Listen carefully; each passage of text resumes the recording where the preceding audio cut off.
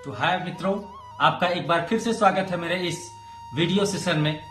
एक बार प्रेम से बोलिए बाबा नीम करोली महाराज जी की जय, श्री हनुमान जी की जय हो। तो मित्रों, आज मैं इस सेशन में जो वीडियो लेकर आया हूं वो बाबा नीम करोली जी महाराज जी के अभिव्यक्ति से है। और अभिव्यक्ति मीन्स कि बाबा नीम करोली महाराज जी आखिर इतने प्रचलित कैसे हुए, उन्होंने क्या क्या लीलाएं की। उनको माना जाता है कि वो हनुमान जी के परम भक्त थे, या बहुत लोगों ने कहा है कि वो हनुमान जी के एक अवतार के रूप में थे। तो चलिए आज के इस वीडियो सेशन में हम जानते हैं उनसे रिलेटेड कुछ रोचक घटनाएं जो कि बाबा नीम करोली जी महाराज जी ने अपने भक्तों के साथ प्रदान की। तो चलिए स्टार्ट करते हैं आज का अपना ये वीडियो सेगमेंट। अब मैं अपनी बात प्रारंभ करूं उससे पहले नीम करोली बाबा को सत सत प्रणाम। उन्होंने कहा था कि अगर आप अपनी मृत्यु के समय एक सेव की भी इच्छा करेंगे तो आप एक कीड़े के रूप में जन्म लेंगे। अगर आप अगली श्वास की भी इच्छा रखेंगे तो आप दोबारा जन्म लेंगे। नीम करोली बाबा, जिनका नाम सुनते ही भक्तों के मन में एक अजीब सी श्रद्धा उमड़ जाती है, जिन्हें हनुमान जी का परम भक्त कहा जाता है, और आज भी उनकी सिखाई बातों पर हम सब चल रहे हैं। बाबा जी का जीवन बहुत ही चमत्कारों से भरा हुआ था। बहुत सारी कथाएं उनके बारे में प्रचलित भी हैं। कहा जाता है कि बिना कुछ कहे ही वह लोगों के मन की बातें समझ लेते थे, परेशानियों का समाधान कर देते थे। आप देखना शुरू कर चुके हैं विवाह आनंद ब्लॉग। तो नीम करोली बाबा, जिनका वास्तविक नाम लक्ष्मी नारायण शर्मा था, उनके पिताजी का नाम दुर्गा प्रसाद शर्मा था। 17 साल की एक मामूली सी छोटी सी उम्र में ही उन्होंने घर छोड़ दिया, अपना जीवन हनुमान जी की भक्ति में लगा दिया। बाद में उनका विवाह भी हुआ और उनके माता पिता ने बहुत सारे प्रयास किए तो वो आकर अपने घर पे 1-2 साल का समय भी बिताए, लेकिन उनका मन फिर भी गृहस्थ आश्रम में नहीं लगा और वे फिर चल दिए उत्तर भारत की ओर।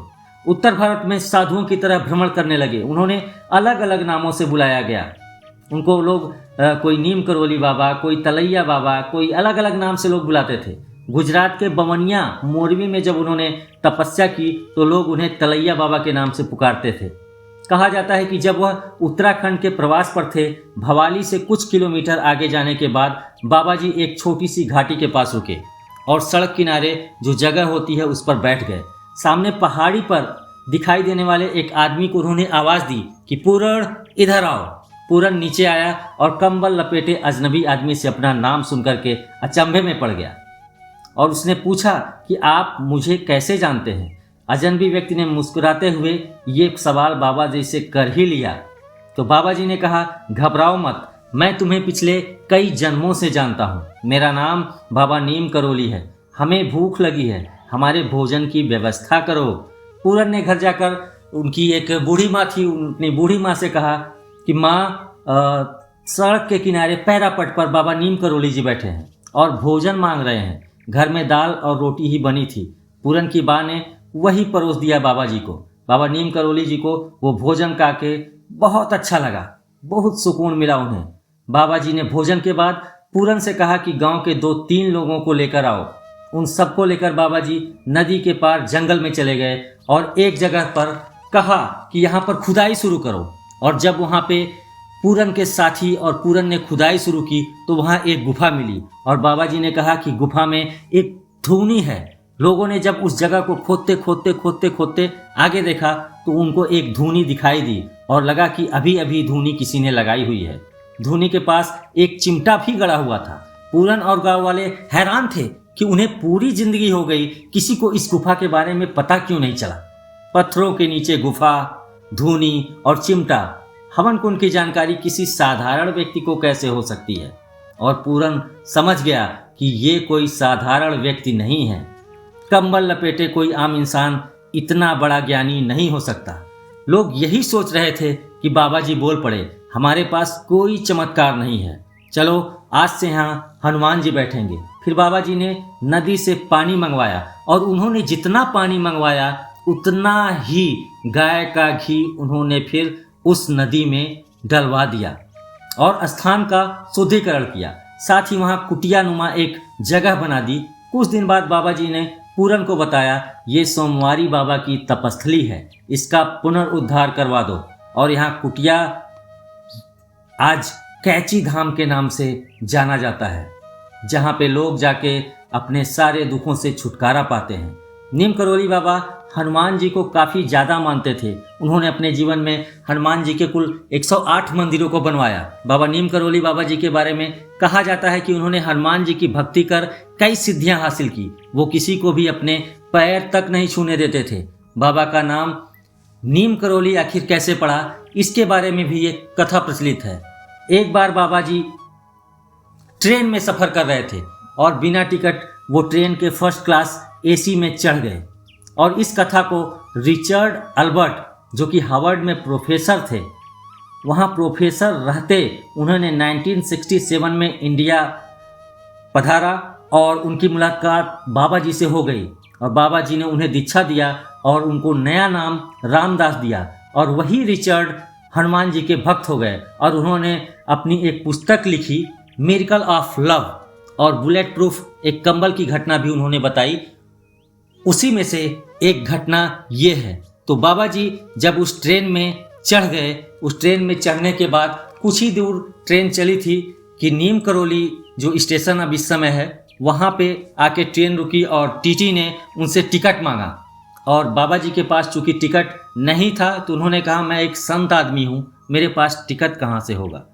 तो उस टीटी ने गुस्ताखी की और बाबा जी को कहा कि यही ट्रेन से तुम उतर जाओ। और बाबा जी ने कहा, ऐसा मत करो। लेकिन उस टीटी ने बाबा जी की एक भी नहीं सुनी और उन्हें ट्रेन से नीचे उतार दिया। और वो ट्रेन से नीचे उतरकर एक नीम के पेड़ के नीचे बैठ गए। और फिर जब उस ट्रेन को चलना हुआ तो ट्रेन स्टार्ट ही नहीं हुई।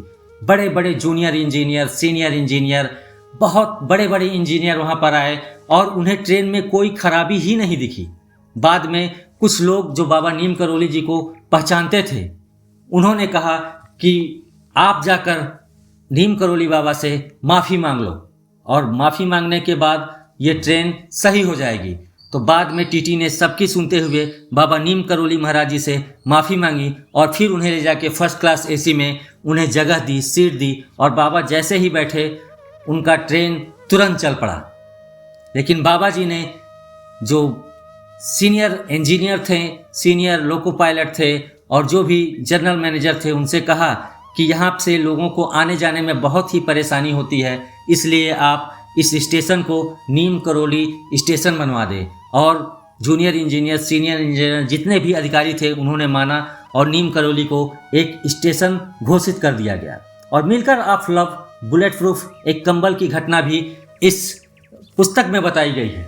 और ये घटना है एक बुजुर्ग दंपत जो फतेहगढ़ में रहते थे। बाबा जी उस समय वहाँ पे टहलने अपने आश्रम में थे, वहाँ पे लोगों को, उनकी दुखों को देखने गए थे। और बाबा जी अचानक रात को उस बुजुर्ग दंपत के घर फतेहगढ़ में पहुँच गए और उन्होंने कहा कि मैं आज यहीं खाऊंगा और यहीं सोऊंगा। तो उस बुजुर्ग दंपत ने सोचा कि हम बाबा जी की आखिर क्या सेवा कर सकते हैं, क्योंकि वो तो बुजुर्ग थे। लेकिन उन्होंने उनसे जैसा भी बन पाया, उन्होंने बाबा जी को अपने घर के अंदर बुलाया। बाबा जी को जो भी उनसे हो सका वो उनको खाने के लिए दिया और खुद ज़मीन पे लेट गए और जिस पे वो लेटते थे उस पे बाबा जी को उन्होंने सुलाया और एक कंबल दिया। और बाबा जी कंबल ओढ़ करके अच्छे से सो गए। लेकिन रात में बुजुर्ग दंपत ने सुना कि बाबा कंबल के अंदर कराह से रहे थे, जैसे उन्हें कोई मार रहा हो, पीट रहा हो। लेकिन उनकी हिम्मत नहीं हुई कि वो बाबा जी से पूछें कि बाबा आखिर कराह क्यों रहे हैं। और फिर धीरे धीरे पूरी रात वो बुजुर्ग दंपत जगे रहे और जब सुबह हुई तो बाबा उनसे पहले उठ चुके थे और उस कंबल को मोड़ के बाबा जी ने उस बुजुर्ग दंपत को दिया और कहा कि इस कंबल को खोलना मत और बिना खोले इसे ले जाके गंगा जी में प्रवाहित कर देना। और फिर उन बुजुर्ग दंपत ने ठीक वैसा ही किया। फिर बाबा जी वहाँ से चले गए और 1 महीने ही बीते थे कि उन बुजुर्ग दंपत का जो बच्चा था वो आया। वो एक आर्मी ऑफिसर था, आर्मी में था, और उसने आके एक घटना का जिक्र किया। उसने कहा कि इस डेट को मुझे दुश्मनों ने बुरी तरीके से घेर लिया था, मेरे सभी साथी मारे गए, सभी लोग मारे गए, मेरे तरफ गोलियां आ रही थी, चल रही थी, लेकिन पता नहीं वो गोलियां कहाँ चली जा रही थी। तो उन बुजुर्ग दंपति को पता चला कि हाँ, जो गोलियां मेरे बेटे की तरफ आ रही थी उन गोलियों को बाबा नीम करोली महाराज जी अपने ऊपर ले रहे थे। और इस प्रकार नीम करोली बाबा जी के कई सारी इस तरीके की कहानियां हैं जो बाबा नीम करोली महाराज जी ने एक संदेश के तौर पे, एक कहें तो लोगों को उपदेश के तौर पे उन्होंने दिया है। तो ऐसे थे हमारे बाबा नीम करोली जी महाराज। अगर आप बाबा नीम करोली जी महाराज जी को मानते हैं तो प्लीज़ मेरे चैनल को सब्सक्राइब कर लीजिए और एक छोटा सा लाइक कर दीजिए, जिससे ऐसी ही वीडियो मैं आपके लिए डेली लेकर आता रहूं। तो अगले वीडियो तक आपसे मैं विदा चाहूँगा। अगले वीडियो तक के लिए ढेर सारा प्रणाम, ढेर सारा वेलकम, आपको ढेर सारा नमस्कार।